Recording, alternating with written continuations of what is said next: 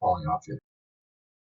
The purpose of this lab is to observe the motion of an object following a set distance from rest and draw conclusions about its motion with our knowledge of physics, as well as compare it to a theoretical model. The models/physics principles used in this lab would be the momentum principles, which led us to kinematic equations relating to projectile motion. The main result of our lab is our first computational model, the one where only gravity is taken into account, varies from our observed model and our second computational model, which is gravity plus drag, because it doesn't take into account the upward force of air resistance acting on the falling object. We use the momentum principle to derive the velocity update and position update formula in the y direction. This will be used to explain the idea behind what is happening in our first computational model, where only gravity is affecting the motion of the ball. As seen in these formulas, their given outputs are only reliant on the initial velocity of the object, gravity, and time in motion. The idea behind our observed and second computational model can be shown by our first formula above, P equals mv, which is equal to F net times T, where the net force acting on the object, meaning gravity and drag, is taken into consideration. In this experiment was observe the motion of a falling object and use an online tracking program to extract the position versus time data from the video. Here is the video of our trial.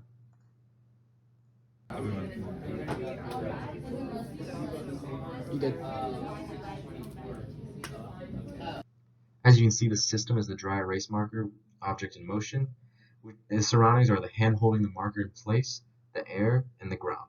Initial conditions at t equals 0 would be an initial velocity of 0, 0, 0 meters per second, initial position of 0, 1, 0 meters, and an initial net force of 0 newtons.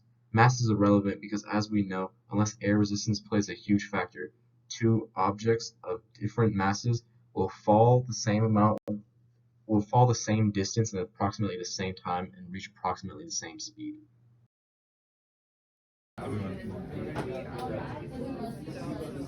The tracking program yielded this data, which, as you can see, there is a downward curved slope to the position versus time graph, implying that there is an overall downward force acting on the object. This is undoubtedly gravity. First computational model is a graphical representation that represents only the effect of gravity on the falling object. In the picture above the line, I set my initial conditions, the value of gravity, and b, the proportionality constant for drag, equal to 0, since we are assuming that only gravity is acting on the ball for this model. In the picture below the line, you can see the calculation loop. I set the time equal to 0.5 seconds because that is how long the eraser fell in our experiment. The net force vector shows that only the force of gravity is acting, negative mg, but the mass is set to 1, as you can see. I also updated the formulas under the momentum principle just to visually show what values are being used to calculate the updated position and velocity. Everything from the first computational model carries over to the second, but the only thing that we have to account for now is drag.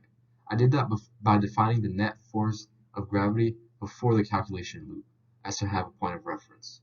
Then I took the magnitude of the velocity vector so I could square it for the force of drag, which is drag equal to b times velocity squared. I then updated the net force equation in the last line, and all that was left to do was play around with the value of b, the proportionality constant, until the model resembled my experimental model.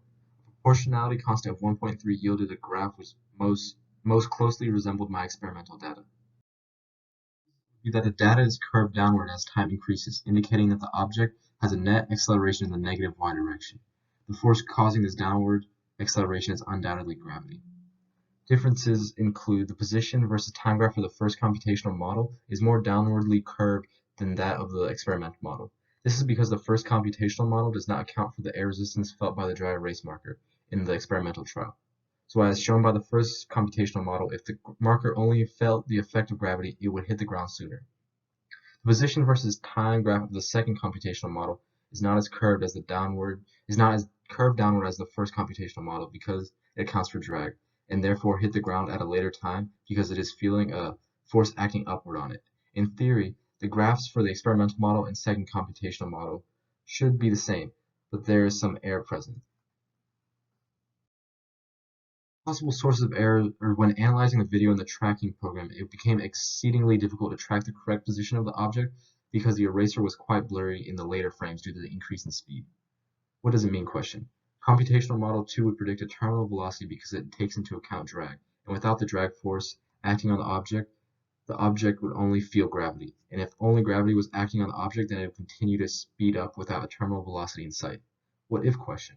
If the object was thrown downward initially instead of dropped from rest, the terminal velocity would not be affected. Each object has a specific terminal velocity based on its proportionality constant. The only difference would be that the object's speed reaches its terminal velocity in less time.